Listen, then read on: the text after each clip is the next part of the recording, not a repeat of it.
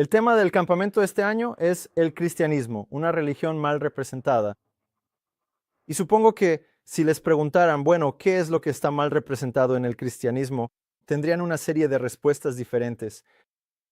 Pero creo que lo más fundamental y lo que más se malinterpreta en el cristianismo tiene que ver con la identidad de Dios. ¿Quién es Dios? Este es realmente el fundamento del cristianismo. ¿A quién es a quien adoran?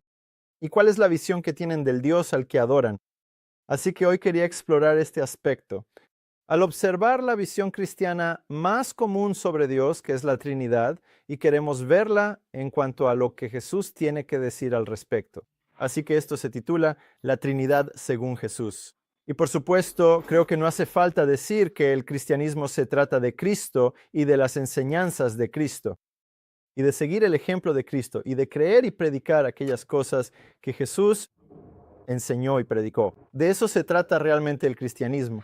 No es solo tratar de imitarlo, sino vivir su vida. De eso se trata realmente. Y la razón de ello es que Cristo es la persona más calificada que conoce a Dios. Él es el único ser que realmente vino del cielo para revelar a Dios y para hablarnos de Dios. Esto se revela en varias escrituras.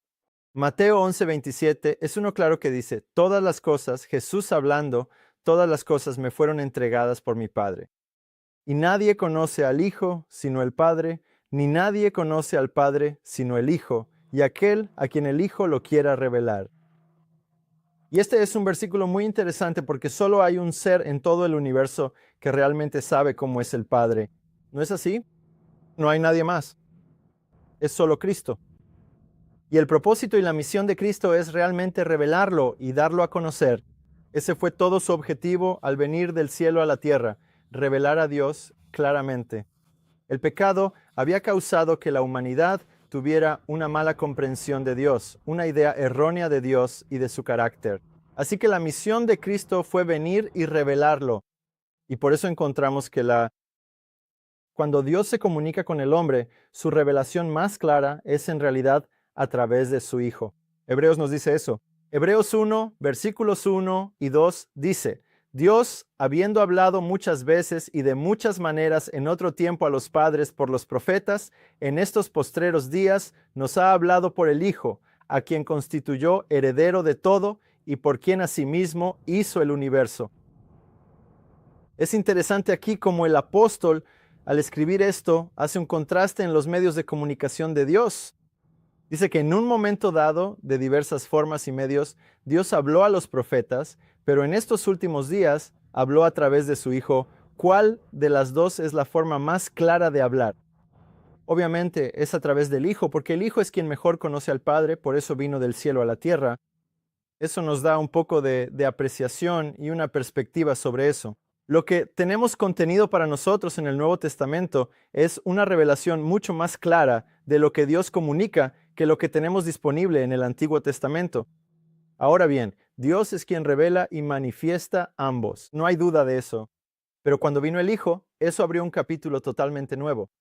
Nos llevó a un nivel completamente nuevo. Eso es lo que el apóstol está enfatizando aquí. Por eso queremos ver este tema a través de los ojos de Jesús o a través de las cosas que Jesús vino a decir. Jesús vino y reveló. Jesús vino y comunicó. Tenía una carga que compartir con nosotros. Y según este versículo, de hecho, nos dice que las palabras que Jesús pronunció eran en realidad palabras de ¿quién? Son las palabras de Dios. Dios habló a través de su Hijo o en su Hijo. Esa es otra forma de expresarlo allí. ¿Y qué enseñó Jesús cuando vino? ¿A Dios? ¿Qué enseñó Jesús sobre Dios? Enseñó Jesús que Dios era una Trinidad. ¿Y qué reveló Él? Y si no, ¿qué fue lo que realmente enseñó? Esto es lo que queremos explorar. Esto es lo que queremos descubrir. Realmente nunca lo hizo, como veremos. Pero antes de entrar en ello, queremos definir exactamente de qué estamos hablando cuando hablamos de la Trinidad.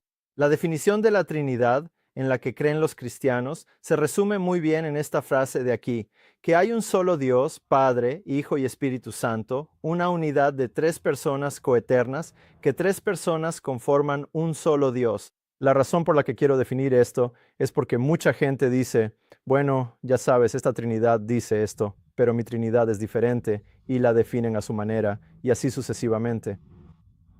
Hay una definición clásica estándar de la Trinidad. Si crees algo diferente, no deberías llamarlo Trinidad, deberías llamarlo de otra manera. La Trinidad enseña simple y básicamente que solo hay un Dios, que está compuesto por tres personas, que se necesitan las tres personas, la unión de las tres personas para conformar a este único Dios. Ahora, si piensas que eso es un poco difícil de entender, es comprensible, porque se admite que eso es un misterio y nadie puede comprenderlo plenamente, y mucho menos explicarlo. Pero así es como se define. Así que la pregunta o nuestra búsqueda va a ser muy sencilla. ¿Reveló Jesús que Dios era así o no? Y queremos explorarlo, particularmente como dijimos en lo que Cristo vino a revelar. Encontraremos, les diré nuestros hallazgos antes de entrar en materia, solo para plantearlo como una premisa, por así decirlo. Vemos que Jesús en realidad enseñó que Dios está compuesto por una sola persona. Él es un individuo único, no más que eso en realidad. Un día a Jesús le preguntaron cuál era el mandamiento más importante y Marcos 12:29 registra la respuesta. Dice que Jesús le respondió a un escriba que le preguntó, el primero de todos los mandamientos es, oye, Israel, el Señor nuestro Dios, el Señor uno es. Y luego continúa diciendo que amarlo con todo el corazón y la mente es lo más importante. Estos son los primeros mandamientos. Saber quién es Dios y amarlo. Y por supuesto debemos conocer a Dios antes de poder amarlo. No puedes simplemente decir, porque usualmente cuando preguntamos cuál es el primer mandamiento, decimos, oh, es amar a Dios. Pero necesitas identificar a qué Dios. Hay muchos dioses. Y Dios no es el mismo para cada persona. Así que lo que hizo Jesús fue sentar las bases. Él dice, mira, tienes que entender, el primero de todos los mandamientos es, el Señor nuestro Dios es uno. Y es a este único Dios al que debes amar con todo el corazón, alma, mente y fuerzas. Obviamente estaba citando del Antiguo Testamento. Y el versículo que cita del Antiguo Testamento es Deuteronomio 6, versículo 4, donde Moisés dice, oye, Israel, el Señor nuestro Dios, el Señor uno es. Ahora, la palabra hebrea para uno aquí es la palabra ejad. Ese es el hebreo para uno. Puedes buscarlo en la concordancia y te dirá que significa uno. Pero algunas personas han sugerido que la palabra para uno aquí en realidad significa una unidad. No un uno solitario, sino una unidad. Es una unidad que tiene más de una persona en ella. Y usan razones creativas, pero el versículo clave usado junto con esto, creo que todos lo conocemos, es la historia del primer matrimonio, Génesis 2:24. Y el versículo citado dice, por tanto, dejará el hombre a su padre y a su madre, y se unirá a su mujer, y serán una sola carne. Y la palabra uno aquí es la misma palabra hebrea que se usa en Deuteronomio 6, versículo 4.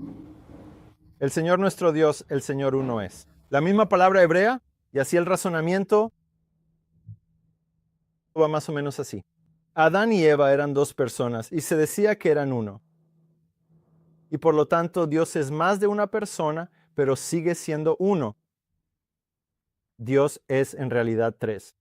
Ahora bien, aunque en la superficie suena convincente, hay problemas muy grandes e inherentes en este razonamiento.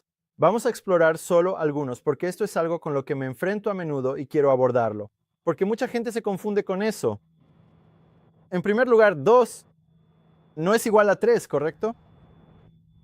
Si Adán y Eva son dos individuos de los que se dice que son una sola carne, no puedes usar eso para probar que Dios es 3. Si prueba algo, debe probar que es 2. Pero de todos modos, ese no es el caso, así que 2 no es igual a 3. En segundo lugar, la palabra uno aquí está realmente definida. Se refiere a algo. Se refiere a la carne. Dice que son una sola carne. No dice que sean un solo individuo o que se hayan convertido en una sola persona, sino que son una sola carne. Así que la unidad está realmente definida. ¿A qué se está aplicando? Ahora, el versículo en Deuteronomio que vimos no aplica la unidad a algo, aplica la unidad a la persona misma. Bien, ¿ven la diferencia aquí? Y vamos a explorar eso un poco mejor. En el Nuevo Testamento, si vamos a Mateo 19 y versículo 5, noten lo que Jesús dice aquí. Dice y dijo, por esto el hombre dejará padre y madre y se unirá a su mujer y los dos serán una sola carne. Nuevamente Cristo estaba citando eso, pero quiero enfatizar el punto aquí donde Jesús identifica que Adán y Eva eran dos, pero se convierten en una sola carne. Quiero comparar estos dos versículos. Los pondremos en una tabla aquí y simplemente los compararemos. En Deuteronomio dice que el Señor, nuestro Dios, identifica de quién está hablando. Es el Señor, nuestro Dios. Y luego dice que el Señor, nuestro Dios, es uno. Y la palabra Señor allí está en mayúsculas, por supuesto. Ese es el nombre propio de Dios en hebreo, Yahvé o Jehová, lo que entendemos que es Jehová, cómo se translitera al español. Identifica a quién se le habla e identifica quién es el uno o a qué se refiere el uno. Cuando se trata de Adán y Eva, en realidad dice muy claramente, son Adán y Eva, son dos y serán una sola carne. Así que hay una diferencia muy grande. Que Adán y Eva sean una sola carne no prueba que Dios sea tres personas en una en absoluto, aunque se use la misma palabra hebrea. Y por eso esto es algo importante a tener en cuenta. Porque como dije, mucha gente se queda atrapada e incluso se confunde cuando se trata de este versículo en particular. Cuando vamos al Nuevo Testamento, donde Jesús citó este versículo que acabamos de leer cuando hablaba con el escriba, la palabra uno en griego es heis, que es la palabra para el numeral uno. No significa más que es solo uno, como diríamos en español. Ya saben, este es el día 1 del campamento. Nadie entendería mal eso. Es el numeral 1. Y para ilustrar eso, hay un versículo muy útil que creo que realmente resalta el punto con mucha claridad. Marcos 12 y versículo 30, Mateo 6 y versículo 24. Dice aquí, ninguno puede servir a dos señores porque o aborrecerá al uno y amará al otro, o estimará al uno y menospreciará al otro. No podéis servir a Dios, y a Mamón. Y la palabra uno aquí es la misma que Jesús usó en Marcos 12, donde dice, el Señor nuestro Dios es uno. Ahora sé que estoy, ya saben, dedicando un poco de tiempo aquí para enfatizar este punto, pero esto es fundamental. Saben, una vez que entiendes lo que Jesús enseñó sobre esto, todo lo demás encaja. Y aquí es donde mucha gente, tristemente, se confunde un poco porque empiezan a intentar redefinir la palabra uno. Así que la palabra uno aquí creo que es bastante obvio lo que realmente significa. No podéis servir a dos señores, o amaréis al uno u odiaréis al otro. Uno aquí simplemente significa uno, único, solitario, ya sea cosa o persona. Y de esto hablaba Cristo cuando se refería al Dios de Israel. Cuando Cristo dijo eso, se refería a un individuo, a una persona en particular. Adán y Eva son, de hecho, dos individuos que son una sola carne. La sola carne no es una persona, no es un individuo, no es un ser. Es que están unidos en una sola unidad. Se convierten en una unidad familiar compuesta por dos personas. Y se nos dice eso. En ninguna parte de las Escrituras, Jesús o alguien más ha revelado que Dios sea una unión de múltiples personas. Esa es una suposición que viene de otro lugar. Y por eso, cuando volvemos a esa discusión con el escriba, allá en Marcos 12 y versículo 32, dice, y el escriba le dijo, bien maestro, has dicho la verdad, porque uno es Dios y no hay otro fuera de él. Así que podéis ver aquí cómo lo entendió el escriba. La palabra uno que estaban discutiendo se refería a una sola persona individual. No quiero que se pierdan este punto. Aquí hay dos individuos que hablan el idioma hebreo, el idioma en el que se escribió el Antiguo Testamento. Uno de ellos es un escriba, un experto en la ley. El otro resulta ser el propio Hijo de Dios. Y la conversación que están teniendo resulta ser sobre Dios y la importancia de amar a Dios. Y el Dios que identificaron en su conversación, basándose en los versículos citados del Antiguo Testamento, es solo una persona individual y no hay otro sino Él. Así que con todo respeto, no me importa cuántos títulos de teología podáis tener, no me importa cómo intentéis redefinir las palabras hebreas, no podéis ignorar el hecho de a quién se referían en esta conversación. Es una sola persona individual y ninguna otra sino Él. Porque la gente hace todo lo posible para hacer todo tipo de gimnasia mental, intentando redefinir palabras hebreas de formas que los propios hebreos no ven así en absoluto. Y por eso es importante tener ese punto en cuenta. Así que la palabra ejad, la palabra hebrea para uno, significa uno y ningún otro. Pero él no deja espacio para meter a ninguna otra persona en eso, ¿verdad? Y eso está muy, muy claro en las enseñanzas de Cristo. ¿De dónde sacó el escriba esta idea? Porque Jesús aprobó lo que dijo el escriba. Si leen un poco más adelante, unos versículos después, Jesús de hecho le dice al escriba, al ver que su respuesta es discreta o sabia, le dice, no estás lejos del reino. ¿Cómo aprendió el escriba que hay un solo Dios y ningún otro fuera de él? Porque, como dije, he oído esto varias veces y de diferentes personas y diferentes presentadores, que la palabra ejad allí en realidad no significa el uno solitario y ningún otro fuera de él.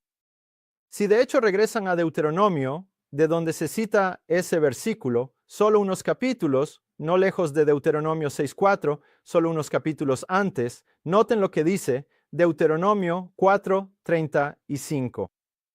A ti te fue mostrado para que supieses que el Señor es Dios, no hay otro fuera de él. Por eso, al hablar de Deuteronomio 6:4, dice que el Señor nuestro Dios es uno. Los hebreos que escuchaban entendían, sí, es uno y no hay otro. Eso expresaba el escriba. Esto es lo que fue revelado en el Antiguo Testamento. Esto es lo que Cristo vino a revelar más claramente y a confirmar y afirmar. Así que esto es lo que Jesús había enseñado, que hay un solo Dios y ningún otro fuera de él. Este es el Dios de los judíos, de los hebreos. Juan 8:54, Jesús dice eso. Respondió Jesús, si yo me glorifico a mí mismo, mi gloria nada es. Mi Padre es el que me glorifica, el que vosotros decís que es vuestro Dios. ¿A cuántas personas se refería? A una persona. Dice, aquel que ustedes dicen que es su Dios, ese es mi Padre. Yo soy su hijo. Pero ustedes se niegan a reconocer este hecho, se niegan a reconocerme. Ese fue el problema que experimentaron, que tuvieron allí. Y en Juan 17:3, este es un versículo familiar para muchos de nosotros. Dice, y esta es la vida eterna, que te conozcan a ti, el único Dios verdadero, y a Jesucristo, a quien has enviado. Según Cristo, el único Dios verdadero es su Padre, quien está orando a su Padre en ese momento. El versículo 1 nos dice eso. Y la vida eterna consiste en conocer al Padre, el único Dios verdadero, y a Jesucristo a quien Él ha enviado. Dos individuos. Uno de ellos es el único Dios de la Biblia. Cristo resulta ser el Hijo que fue enviado del cielo para revelarnos eso. Pero algunos podrían decir, pero mira, ya sabes, el único Dios en realidad incluye a Jesús también. Son ambos. De hecho, Jesús lo dijo en Juan 10:30. Él dice, yo y mi Padre uno somos. Ahí lo tienen. Yo y mi Padre uno somos. Eso prueba que Cristo es parte de lo que constituye a Dios. ¿Han oído ese razonamiento? Seguro que sí. Es un punto muy común. ¿Qué quiso decir Jesús cuando dijo, yo y mi Padre somos uno? Mucha gente se toma muchas libertades con las palabras de Cristo y las definen y explican de formas que Jesús no lo hizo. Cuando dice, yo y mi Padre somos uno, ¿no estaba diciendo que somos un solo Dios? No dice eso. El versículo en realidad termina ahí. No lo corté yo. Ese es el final del versículo. El siguiente versículo dice el resto y lo veremos en un momento. Pero yo y mi Padre somos uno. ¿A qué se refiere Cristo? En realidad es una unión o una unidad que se basa en la relación que tienen juntos. Y esa relación Jesús la definió en ese mismo capítulo, solo unos versículos después. Noten lo que dice en el versículo 36. Dice, a quien el Padre santificó y envió al mundo, vosotros decís, tú blasfemas porque dije, Hijo de Dios soy. Así que aquí Cristo está definiendo su relación con su Padre. Él dice, ya saben, están rechazando lo que digo, que mi Padre es, que yo soy su Hijo. Que al decir eso, dicen que estoy blasfemando porque dije que soy el Hijo de Dios. Ahora, él de hecho lo dijo en el versículo, pero a veces por ser tan común se pasa por alto. Él dice, yo y mi Padre somos uno. Cuando dice mi Padre, automáticamente lo convierte en el Hijo, ¿correcto? Así que esa es la relación. Él dice, esta relación se define como uno. Bueno, ¿qué significa eso realmente? Esta unidad se basa en el hecho de que Cristo es el Hijo de Dios. Él mismo lo define en el mismo capítulo, solo unos versículos después. Y esto es algo importante de compartir con quienes se quedan en el versículo 30 y dicen, ven, yo y mi Padre somos uno, esa es la Trinidad, un solo Dios, ahí lo tienen. Y a veces se dejan llevar por esa idea sin leer realmente el resto del capítulo. En el versículo 38 del mismo capítulo, él explica realmente lo que quiere decir. Dice, mas si las hago, aunque a mí no me creáis, creed a las obras para que conozcáis y creáis que el Padre está en mí y yo en el Padre. Así es como Cristo es uno con el Padre. El Padre estaba en él, morando en él, y Cristo dice, yo en el Padre también. ¿Les recuerda esto algún otro pasaje donde Cristo hablara de esa manera? Ciertamente lo hace. Cristo habló así a sus discípulos, donde deseaba que ellos también fueran uno. Llegaremos a eso en un minuto. Pero es importante permitir que Cristo explique lo que quiere decir. Son uno porque el Padre moraba en el Hijo. El Padre habló a través del Hijo, como leemos en Hebreos. No son un solo Dios juntos, una unión que forma un solo Dios, sino que tienen una relación. Esa relación es la base de esa unidad. Esa relación es la filiación de Cristo. Porque Cristo fue muy claro en cuanto a cuántas personas componen a Dios, como vimos antes, y por eso no se contradice. Es importante entender lo que dice cuando lo define. El versículo al que me refiero es Juan 17, pero antes de ir a Juan 17, no quiero que se me malinterprete.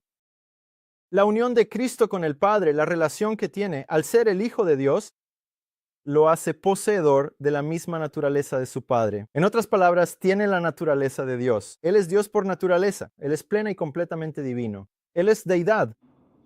Pero eso es porque Él es el Hijo de Dios. Al igual que nuestros hijos, tienen la misma naturaleza que nosotros. Acabo de tener Desde nuestro campamento el año pasado, nuestra unidad familiar ha crecido. Mi esposa estaba embarazada cuando estuve aquí el año pasado y ya ha dado a luz.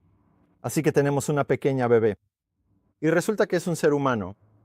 ¿Pueden creerlo? Alabado sea el Señor. Bueno, eso es muy obvio, supongo, pero uno lo sabe de inmediato porque los padres son humanos.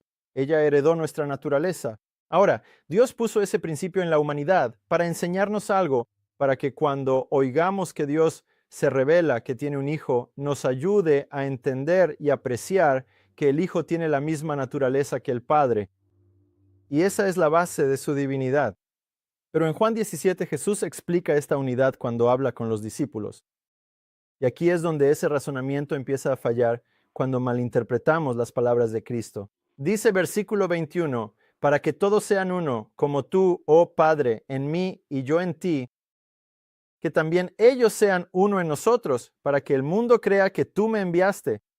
La gloria que me diste, yo les he dado, para que sean uno, así como nosotros somos uno.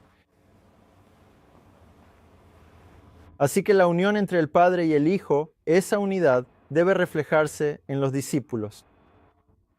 Todos somos uno. Ahora, ¿significa eso que todos nos convertimos en un solo ser humano? ¿Significa eso que todos nos convertimos en un solo individuo? No, todos somos individuos, pero tenemos una unión, tenemos un espíritu que nos une. De igual manera, el Padre y el Hijo no se convierten en un solo Dios.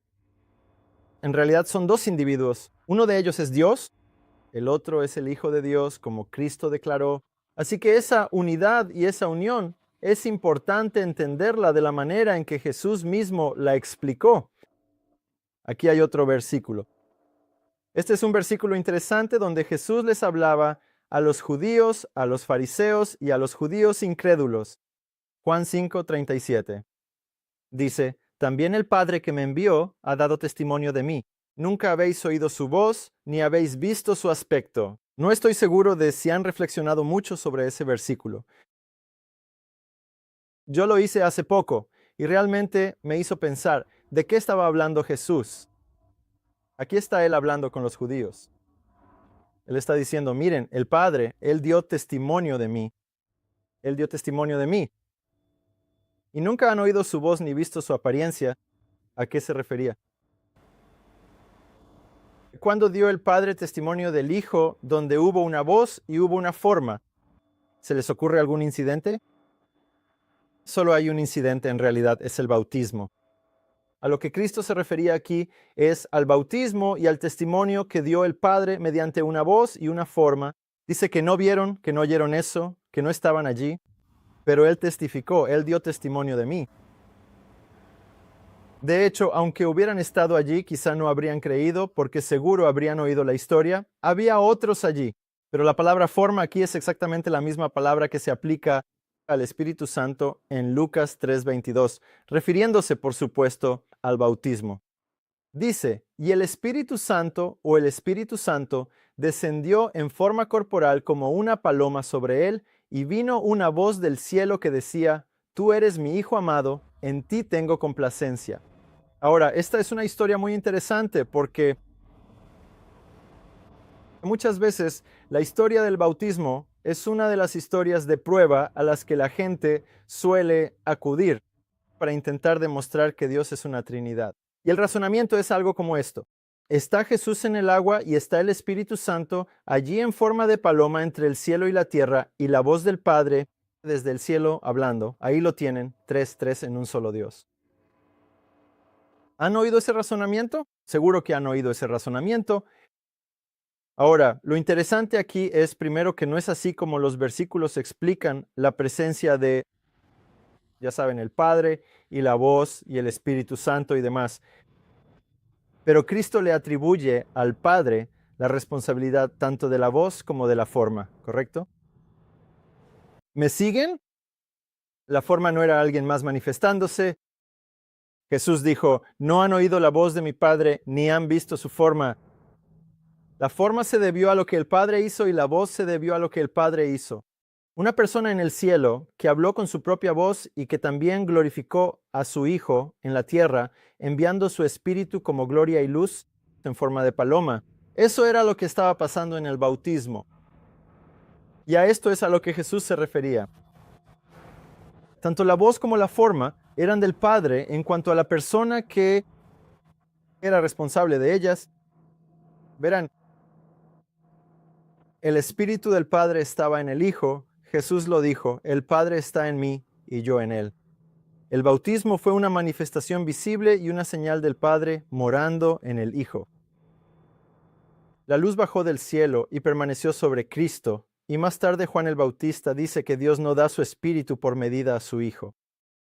Fue para demostrar que este ser aquí en la tierra tiene la plena aprobación del cielo. El Padre habló con una voz y dio una demostración física y visible de que Él está lleno de su Espíritu. Y sobre cómo Jesús definió esa plenitud del Espíritu, Él de hecho dijo, mi Padre mora en mí, no alguien más. ¿Me siguen? Así que es el Padre quien fue responsable tanto de la voz como de la forma. Bueno, eso le da un enfoque muy diferente a la historia del bautismo de repente, ¿no es así? No prueba una Trinidad, ni mucho menos. En realidad prueba el hecho de que el Padre mora en el Hijo. Como lo hace es a través de su Espíritu. Cuando se trata del Espíritu, y así es como el Padre y el Hijo son uno, lo cual acabamos de ver hace unos minutos. Cuando se trata del Espíritu, la gente dice, bueno, mira, ya sabes, eso podría ser cierto. Me parece bien, pero cuando Jesús habló sobre el Consolador y la venida del Consolador, estaba muy claro que se refería a otra persona.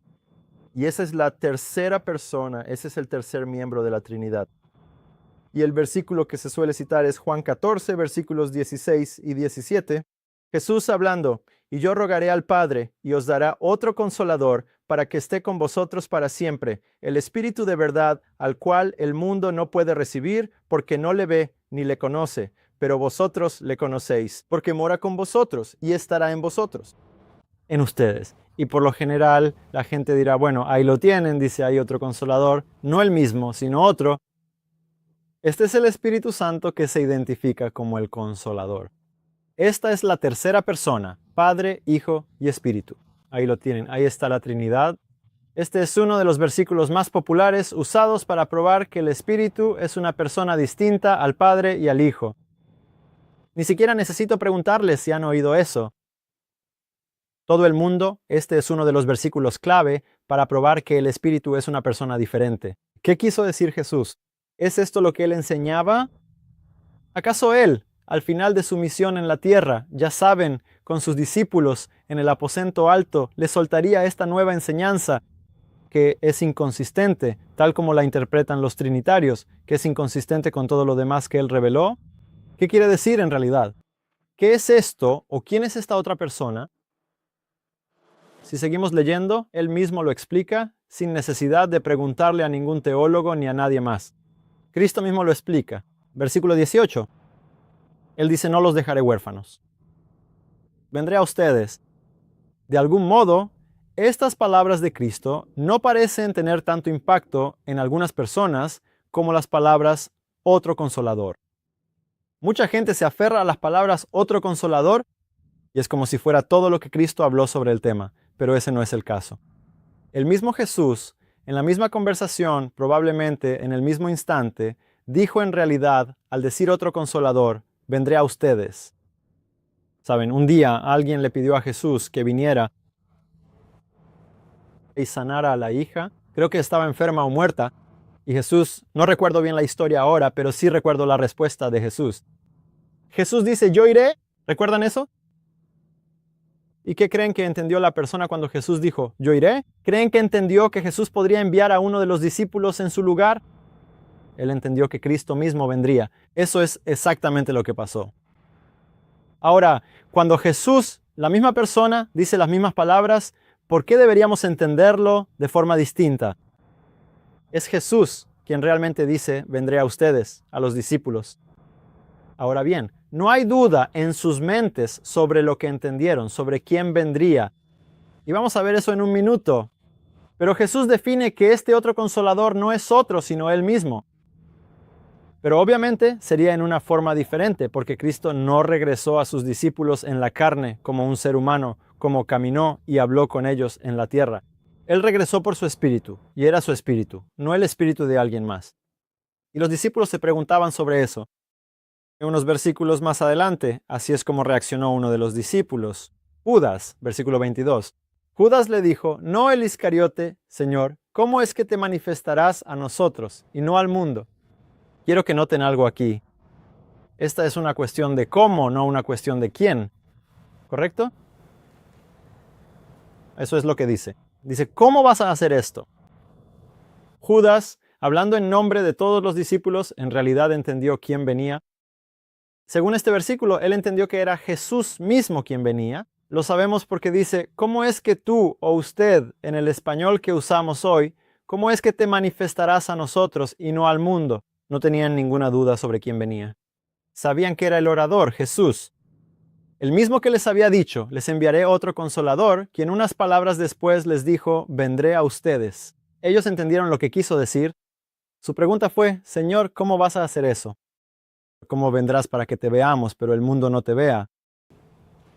Porque Jesús se refería a Él viniendo a un nivel espiritual para venir y morar en sus corazones, en sus mentes, como Él mismo lo explica. Versículo 23, Jesús respondió y le dijo, si alguno me ama, guardará mi palabra, y mi Padre lo amará, y vendremos a Él y haremos morada con Él. Esa es la venida del Consolador. Es la presencia de Cristo en el alma. Y como Cristo tiene esta relación con el Padre, Él es el Hijo de Dios, y el Padre mora en Él. Así que cuando tienes a Cristo, también tienes al Padre, y esto es exactamente lo que Jesús dijo. Así es como los discípulos entendieron quién era el Espíritu. Es la presencia misma del Padre y del Hijo en nosotros. Eso es lo que es el Espíritu Santo. Eso es lo que es el Consolador. Eso es lo que Cristo enseñó. Eso es lo que los discípulos creyeron. Es muy extraño que muchos discípulos de Cristo hoy crean algo totalmente diferente a los discípulos que escucharon las palabras de Jesús mismo. Y así, de hecho, en su nivel más básico y fundamental, el cristianismo es mal representado y malentendido por los cristianos, en su mayor parte, de manera alarmante, porque la doctrina de la Trinidad es la doctrina más común en todos los ámbitos en lo que respecta al cristianismo. De hecho, no solo es la doctrina más importante, según algunos, es la doctrina de prueba que define si eres cristiano o no. En otras palabras, si resulta que eres cristiano y no crees en la Trinidad, no eres reconocido como un cristiano legítimo. Se te clasifica como un hereje, tal vez. Ustedes se dan cuenta de eso. En realidad está en el... No tengo las citas aquí, pero está por escrito. Una de las formas de distinguir a los cristianos heréticos o no legítimos es si no creen en la Trinidad. Así que así es como serías clasificado por otros cristianos. Curiosamente, los discípulos también creían eso, ¿verdad? Ellos no creían en la Trinidad. Jesús mismo, de hecho, no lo hacía. Así que esto les muestra cuánta idea errónea y malentendido existe sobre este aspecto tan importante. Cuando decimos, bueno, ya saben, de acuerdo, me parece justo, alguien podría serlo bastante honesto al decir, vale, me parece justo. Pero miren, cuando Jesús se iba, les habló a sus discípulos sobre la Trinidad. Mateo 28:19 dice, cuando vayan a bautizar a la gente, leamos el versículo, veamos qué dice. Dice, por tanto, id y haced discípulos a todas las naciones, bautizándolos en el nombre del Padre y del Hijo y del Espíritu Santo. Él dice, ven, Cristo lo dijo justo antes de irse. Ahí está la Trinidad, justo al final de Mateo. Y esto es lo que debemos hacer. Bautizar a las personas en el nombre del Padre, del Hijo y del Espíritu Santo. No estoy seguro de cómo la gente saca una Trinidad de ahí, para ser sincero. Los hechos son que hay un Padre. Jesús enseñó que su Padre es el único Dios verdadero y afirmó las palabras del escriba de que no hay otro sino Él.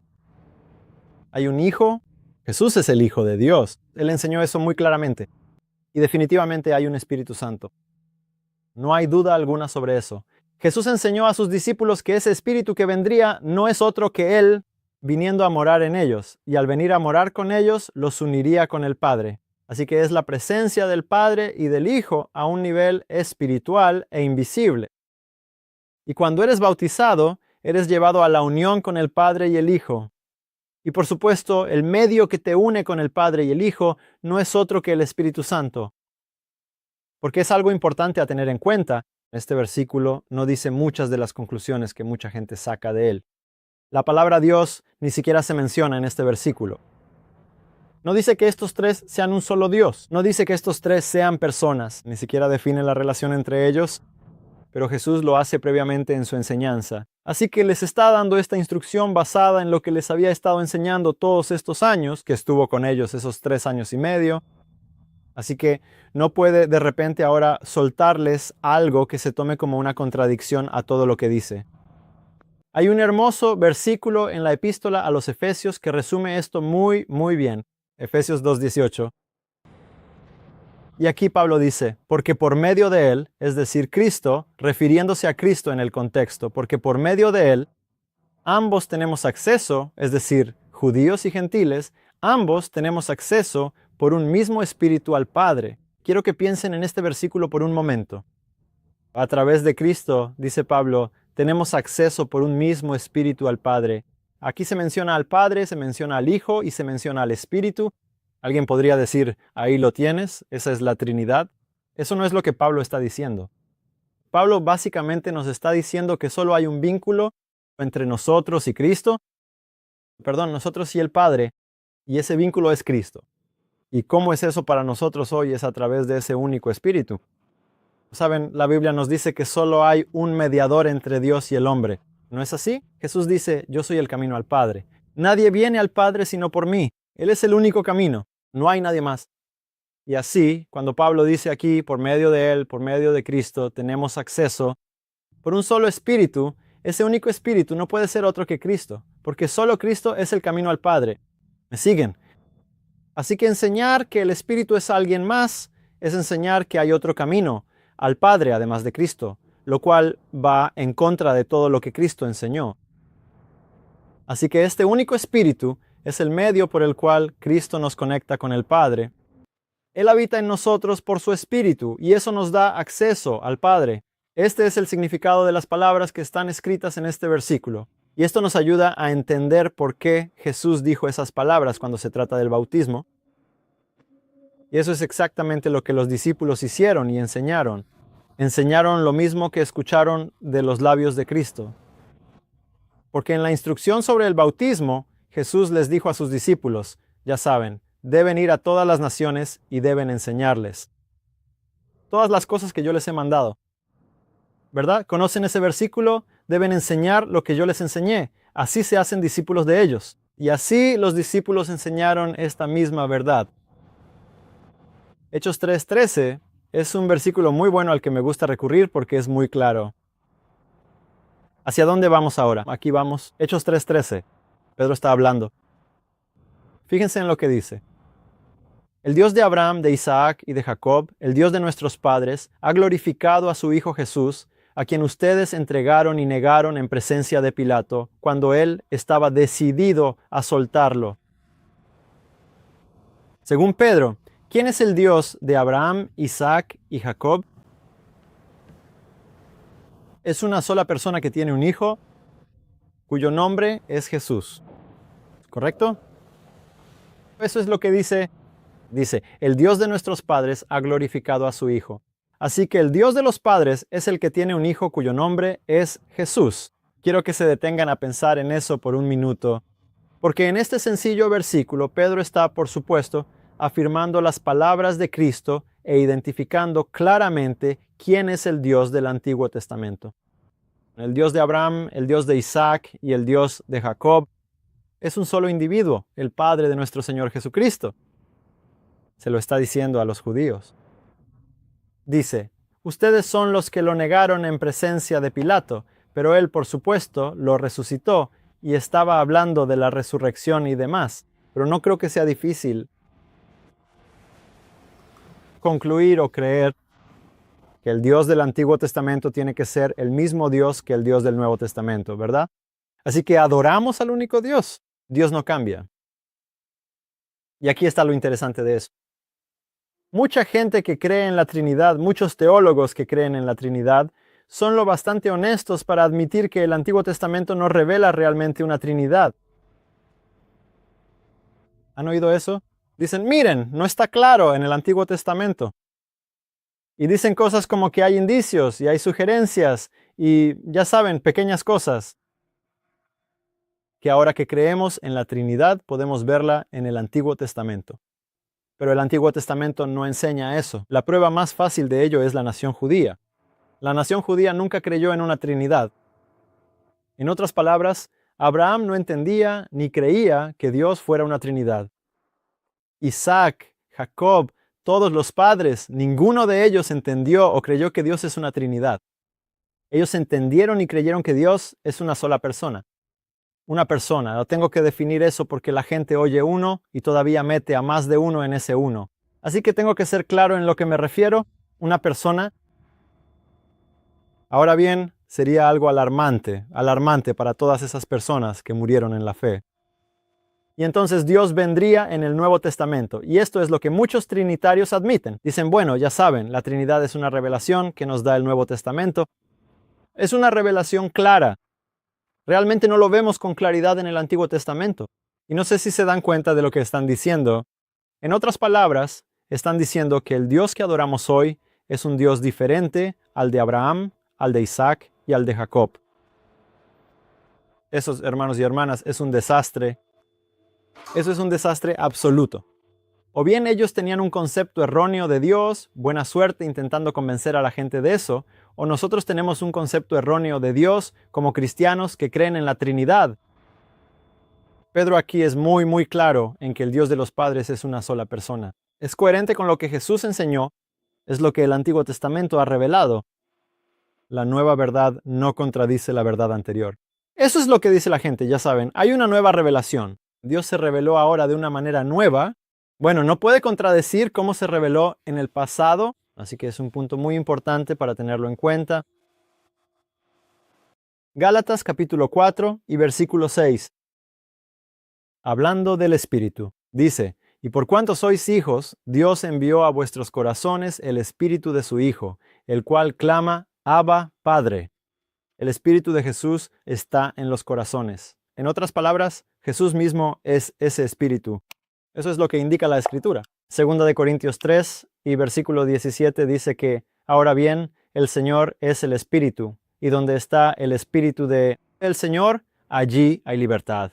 Y donde el Espíritu del Señor desea estar más que en cualquier otro lugar, es en el corazón del hombre, donde hay esclavitud, para que Él pueda traer libertad. Solo Jesús puede hacer eso. El Señor es ese Espíritu. Y aquí tenemos este interesante y hermoso versículo. Primera de Corintios 6, 17. Cuando recibimos el Espíritu al unirnos al Señor, la Biblia dice, pero el que se une al Señor, un espíritu es con Él. Porque así es como el Padre y el Hijo están unidos. el Padre está en el Hijo. El Hijo dice, el Padre está en mí y yo en Él. Y luego dice que esa es la unión que quiere que compartamos, y es la unión que quiere tener con nosotros individualmente. El que se une al Señor, un espíritu, es con Él. De eso se trata el cristianismo. Por eso el diablo tiene un engaño sobre este punto tan básico y fundamental, que cuando tienes el Espíritu, no tienes a Jesús, sino a alguien más, a otra persona. No importa qué nombre le des, es alguien que no es Cristo. Ese es un problema muy grande. La palabra espíritu en la Escritura significa vida. Sin detalles, Jesús lo dijo. Las palabras que yo os he hablado son espíritu y son vida. A esto se refiere. Cuando somos un espíritu con el Señor, la gente dice, ¿qué significa eso? Es que nos volvemos una sola vida. Como nuestra bebé que nació, ella recibió vida, la vida que su padre y su madre tenemos, una parte de esa vida es suya. Y recibimos eso de nuestros padres. Y así hasta llegar a Adán, a nivel espiritual, cuando nos unimos al Señor Jesús, recibimos su vida. Se le llama el Espíritu. Así es como nos hacemos uno con Él. Somos un solo espíritu con Él. Y así es como estamos unidos a Dios. Bien, esto es en cuanto a las enseñanzas de Cristo. Hay otro aspecto interesante. Quisiera dedicarle un poco de tiempo a eso. Trataré de ir lo más rápido posible. Pero hay un hermoso libro escrito sobre la vida de Cristo. Probablemente sea el libro más conocido sobre la vida de Cristo. ¿Alguien sabe a qué libro me refiero? El deseado. Se llama El deseado de todas las gentes. ¿Cuántos lo han leído? Tengo curiosidad. ¿Cuántos han leído El deseado de todas las gentes aquí? Bien, la mayoría levantó la mano. Fantástico libro sobre la vida de Cristo. Uno de los libros más hermosos. Y tristemente, a este libro también se le culpa o es usado por algunos para intentar decir que en ese libro existe la enseñanza de la Trinidad. Voy a examinar un poco esta afirmación. Primero quiero mostrarles la afirmación porque queremos explorar esto un poco. Ya que estamos viendo las enseñanzas de Jesús, tiene sentido mirar este libro tan popular y querido sobre su vida. ¿Qué dice? Obviamente no puede decir algo distinto a lo que Cristo enseñó, pero quiero explorarlo, porque mucha gente cree sinceramente que este libro marcó un cambio, sobre todo en nuestras creencias como adventistas. Este es otro libro, ahora, se llama La Trinidad, Entendiendo el Amor de Dios, escrito por 3 autores de Andrews, la Universidad Andrews. Y en este libro hay esta cita interesante. Dice, voy a tener que leerlo de aquí. No obstante, la publicación de El deseado de todas las gentes de Elena White en 1898 se convirtió en la divisoria continental para la comprensión adventista de la Trinidad. Y a esto se le llama un cambio de paradigma, donde básicamente lo que dicen es, el libro El deseado de todas las gentes marca el punto divisorio que cambió a la Iglesia hacia la Trinidad. Antes de ese tiempo se admite, a regañadientes por algunos, que la Iglesia no creía en la Trinidad.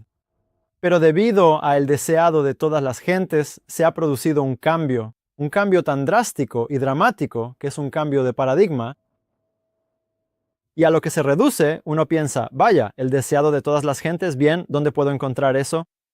A lo que se reduce es básicamente a 2 declaraciones en el libro El deseado de todas las gentes que se usan para apoyar esta afirmación. Quiero explorar esas 2 declaraciones y luego quiero ver lo que el deseado de todas las gentes dice realmente en otros lugares, para ayudarnos a entender qué significan estas declaraciones, qué se enseña realmente en ese libro. Las 2 declaraciones clave, la primera es esta de la página 530, creo que todos conocemos esa. No es tan larga. En Cristo hay vida original, no prestada, no derivada. Y la gente dice, ven, ahí lo tienen. Esta declaración demuestra y prueba que Cristo no es verdaderamente el Hijo unigénito de Dios. No es lo que dicen, pero esta es la conclusión a la que apuntan.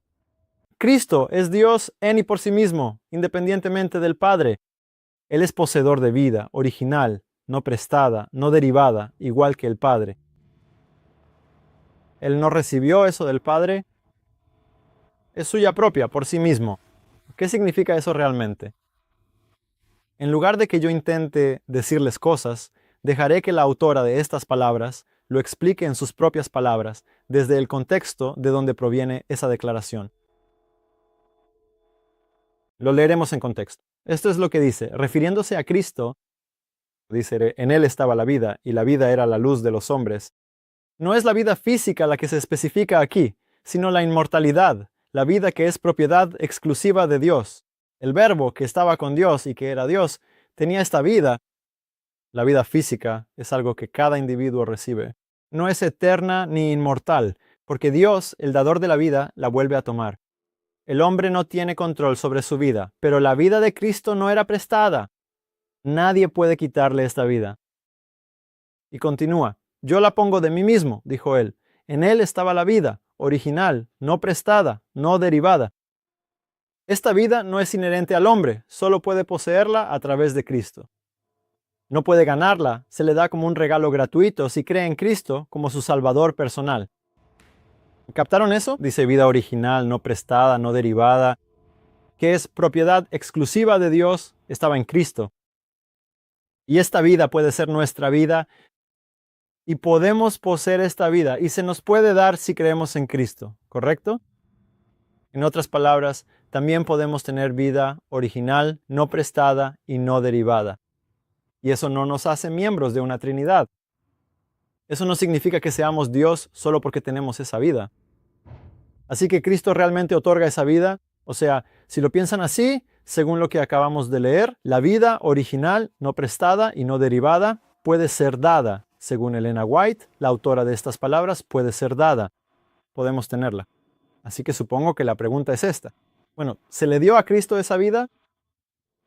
¿De dónde vino esa vida? El deseado de todas las gentes nos dirá. ¿Cuántas cosas recibió Cristo de su Padre? El deseado de todas las gentes, página 21. Todo lo que Cristo recibió de Dios, lo tomó para darlo. Bueno, ese todo incluye también la vida. La misma cita continúa. Bueno, esa es la pregunta.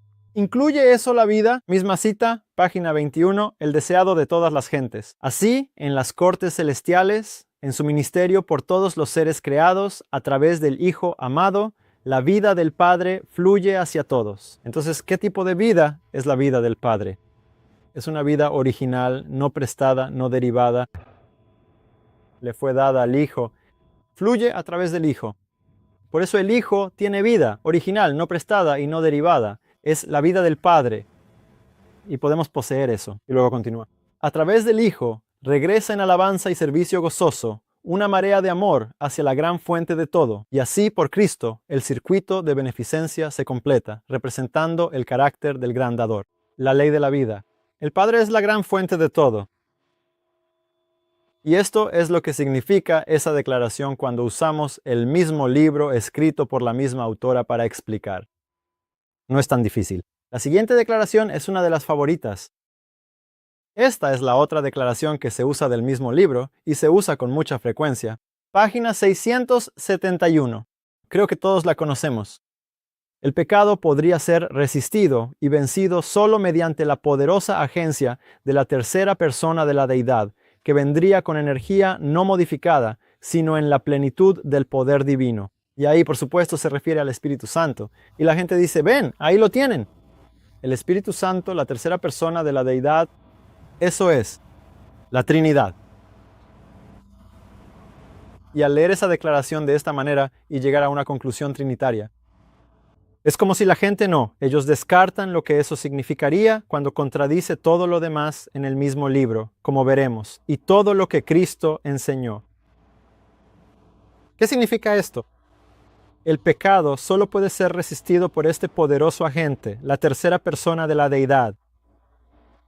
De nuevo, usando solo el libro El deseado de todas las gentes, nos explica lo que se quiere decir aquí. Y quiero que tengan en cuenta que dice que esta es la única forma en que el pecado puede ser resistido, a través de este agente llamado la tercera persona de la deidad, también conocido como el Espíritu Santo. La única forma de resistir al pecado. Noten cuál es la única forma de resistir al pecado según el mismo libro. Página 324. La única defensa contra el mal es la morada de Cristo en el corazón mediante la fe en su justicia. Así que, según la misma autora, este agente llamado la tercera persona de la deidad, conocido como el Espíritu Santo, también es conocido como la morada de Cristo. Ahora bien, esta no es mi opinión, no es mi punto de vista, no es mi explicación del pasaje. Es la misma autora explicándonos a ustedes y a mí lo que quiere decir en el mismo libro. Pero esta cita no se usa tan a menudo. Y entonces es como, bueno, no es tan importante. No, sí lo es. Explica lo que se quiere decir. Aquí hay otra. Sin la vida de Cristo en nosotros, no podemos resistir las tormentas de la tentación. El deseado de todas las gentes, 599. Recuerden, el pecado solo puede ser resistido y vencido por este agente llamado la tercera persona de la deidad. La única defensa contra el mal es la morada de Cristo. Sin la vida de Cristo en nosotros, no podemos resistir las tormentas de la tentación. Eso es decir exactamente lo mismo con palabras diferentes. Todas estas cosas hablan de lo mismo. La morada de Cristo es la vida de Cristo, es la tercera persona de la deidad, es este agente a través del cual podemos resistir y vencer el pecado, según la autora. Y entonces, ¿qué estamos diciendo? ¿Estamos diciendo que este espíritu es la vida de Cristo? Por supuesto, eso es lo que Jesús enseñó en los Evangelios. Y esto es lo que el mismo libro nos dice. El deseado de todas las gentes, 805. La impartición del Espíritu es la impartición de la vida de Cristo. Realmente no puede ser mucho más claro que eso. Y el término que la autora usa, entre otros, en este libro para representar eso o referirse a eso, ella lo llama la tercera persona de la deidad. Es la presencia personal de Cristo, no físicamente como una persona con nosotros en la carne, sino en espíritu en el corazón. Y por eso tenerlo a Él es tener la vida de Cristo. Eso es lo que ella quiere decir cuando dice tercera persona. Y también es importante permitir que el autor explique y defina los términos que utiliza. Está hecho muy claramente en este libro. Y así, aquí hay otra razón para amar de verdad este libro, ya saben. Pueden usar el deseado de todas las gentes solo para compartir la verdad sobre Dios. Está declarado muy claramente allí. Y así, esa afirmación que se hace de que el deseado de todas las gentes cambió las cosas e introdujo la Trinidad en la iglesia, es más bien una ilusión, en realidad. No es verdad. No conocemos los motivos de quienes hacen la afirmación, pero es una mentira, no es verdad. Simplemente no concuerda con la evidencia que tenemos disponible. Hay muchas otras declaraciones hermosas en el mismo libro que no parecen recibir atención. Leeré algunas y las usaremos para cerrar porque nuestro tiempo básicamente se acabó. Pero aquí hay una de la página 166. Mientras Jesús ministra en el santuario celestial, sigue siendo, por su espíritu, el ministro de la iglesia en la tierra. Él se ha retirado de la vista de los sentidos, pero su promesa de despedida se cumple. He aquí, yo estoy con vosotros todos los días hasta el fin del mundo. Mientras delega su poder a ministros inferiores, su presencia vigorizante sigue estando con su iglesia. Cristo es el ministro de la iglesia en la tierra, no alguien más. Cristo no se fue y puso a alguien más a cargo diciendo, tú dirige las cosas aquí abajo, mientras yo voy al cielo para ser el sumo sacerdote. Cristo, aunque está en el cielo, sigue siendo el ministro de la iglesia en la tierra. Él hace eso por medio de su espíritu. El deseado de todas las gentes, página 22. Desde el principio, Dios y Cristo conocían la apostasía de Satanás y la caída del hombre por el poder engañoso del apóstata. ¿Cuántos lo sabían? 2. El Padre y el Hijo. Satanás resultaba ser la tercera persona que ocupaba la tercera posición más alta en el cielo después del Padre y del Hijo. En cuanto al rango, si quieren ponerlo así, el Padre es la gran fuente de todo. En otra parte se nos dice que Cristo es el siguiente en autoridad y luego se nos dice también que Satanás era el siguiente en autoridad antes de su caída. Bien, Lucifer, solo quiero aclarar, Lucifer antes de su caída estaba junto a Cristo en autoridad, en poder, en perfección, etc. Y luego cuando cayó, alguien más lo reemplazó. ¿Saben quién lo reemplazó? El ángel Gabriel. El mismo libro nos dice eso. No tengo esas citas aquí hoy, pero es interesante observar todo lo que el espíritu de profecía nos dice. Así que el Padre y el Hijo, ellos conocían la apostasía de Satanás. Aquí está, página 25, otra declaración. Estas son las declaraciones que la gente no suele citar. Por eso quiero centrarme en ellas, mostrarles lo que realmente dice. Para asegurarnos su inmutable consejo de paz, Dios dio a su Hijo unigénito para que llegara a ser uno de la familia humana, para retener para siempre su naturaleza humana. Dios dio a su Hijo unigénito. Ese es el Hijo que tuvo desde el principio, quien junto a él conocía esta apostasía de Satanás, y juntos planearon este plan de salvación. Y la gente dice, sí, bueno, unigénito es solo un término. Usando el término bíblico, solo significa único. Bueno, no significa solo único. En realidad significa que es un hijo nacido. Mismo libro, página 51. Aquí está. La dedicación del primogénito tuvo su origen en los tiempos más remotos. Dios había prometido dar al primogénito del cielo para salvar al pecador. Bien, aquí está de nuevo usando términos sinónimos. Dios dio a su Hijo unigénito, el primogénito del cielo. Por eso Dios hizo que su pueblo en la tierra dedicara a su Hijo primogénito. ¿Por qué el primogénito? ¿Qué tiene de especial el primogénito? Porque el primogénito del cielo era quien iba a ser un salvador. Ese es el Hijo unigénito de Dios, primogénito del cielo. Esa cita no recibe mucha publicidad.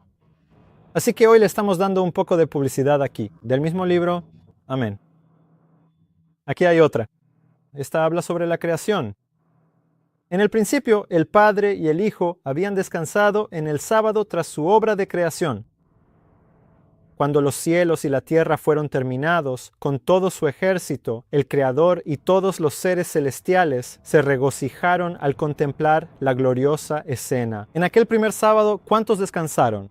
El Padre y el Hijo. Dios el Padre creó todas las cosas por medio de Jesucristo, nos dice la Biblia.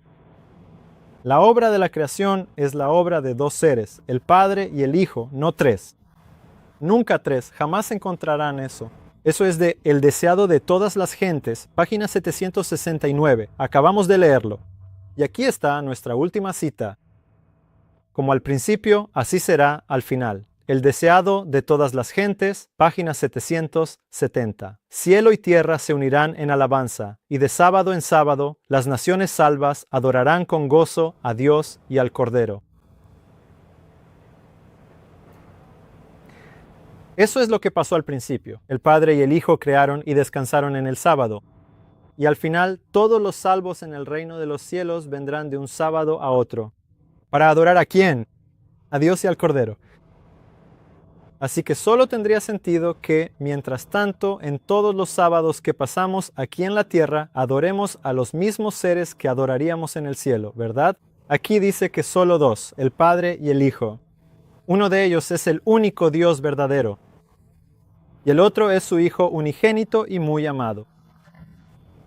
Así que el libro, El deseado de todas las gentes, es un libro hermoso. Me encanta cuando la gente dice, oh, ya sabes, el deseado de todas las gentes dice. Decimos, oh, de acuerdo, bueno, veamos qué dice el deseado de todas las gentes. Y es un testimonio poderoso de la verdad sobre Dios. Así que cuando miramos esta doctrina de la Trinidad que definimos antes de que hay un solo Dios, Padre, Hijo y Espíritu Santo, una unidad de tres personas coeternas, encontramos que Jesús nunca enseñó esta extraña doctrina. Y digo extraño porque no existe en todas las Escrituras, no solo en las enseñanzas de Cristo, porque todas las Escrituras son realmente la inspiración de Cristo. Pero particularmente cuando Cristo estuvo en la tierra, aquí es donde nos enfocamos. Vemos que Él no enseñó esto. De hecho, su enseñanza era decididamente contraria a este concepto. Completamente opuesta a ello. Y el libro El deseado de todas las gentes, probablemente el libro favorito sobre la vida de Cristo entre Los adventistas definitivamente no enseña esta idea en absoluto. Ya examinamos eso. Se podría decir mucho más sobre ese libro y más citas, pero examinamos, creo, lo suficiente para aclarar ese punto y explicar lo que la autora quiso decir con estas cosas. Verán, las enseñanzas de Jesús, hermanos y hermanas, eran muy prácticas, no eran teóricas. Jesús no vino a enseñarnos conceptos filosóficos sobre Dios. Conceptos que incluso los teólogos de hoy admiten que la Trinidad no tiene sentido o no tiene el suficiente sentido para que la entendamos. Está más allá de nosotros. Es un misterio que no podemos explicar plenamente. Esto siempre me deja perplejo. ¿Cómo puedes admitir que no se puede explicar y aún así tener una definición precisa para ello? Que si la gente no está de acuerdo, los clasificas como no cristianos. Sinceramente no sé cómo eso tiene sentido. Si admites que no puedes explicarlo y que es un misterio, entonces, en otras palabras, estás diciendo que no sabes de qué estás hablando y sigues hablando de ello. Saben, eso no es muy inteligente, ¿verdad? Ahora no trato de burlarme de nadie, solo examino las afirmaciones que se hacen. Las afirmaciones en sí mismas son contradictorias. Realmente necesitamos escuchar lo que se dice, necesitamos examinar eso. Y así el Padre Jesús, cuando enseñaba cosas sobre Dios, no era solo teoría y filosofía. El Padre era un Padre real, que tenía un Hijo real. Él tiene un amor real por nosotros y envió a su Hijo unigénito. No hay necesidad de complicar eso y convertirlo en algo incomprensible. Dios amó al mundo, dio a su Hijo unigénito. Realmente significa lo que dice. No es algo del otro mundo. No hay necesidad de redefinir esas palabras. Y tener vida eterna es creer en ese Hijo. Si tienes al Hijo, tendrás vida eterna. Entrarás en unión y comunión con el Padre y con el Hijo.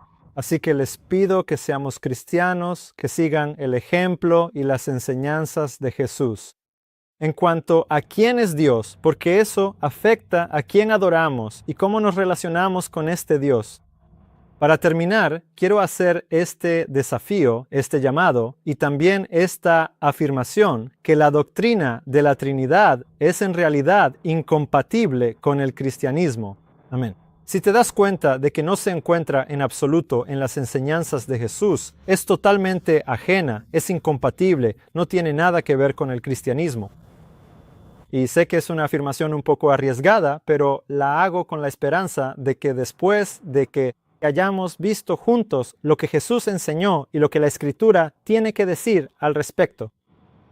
¿Cómo podemos ser cristianos y creer algo que Jesús nunca defendió, sino que enseñó todo lo contrario? Eso es algo para reflexionar de verdad. Hagamos una oración para terminar.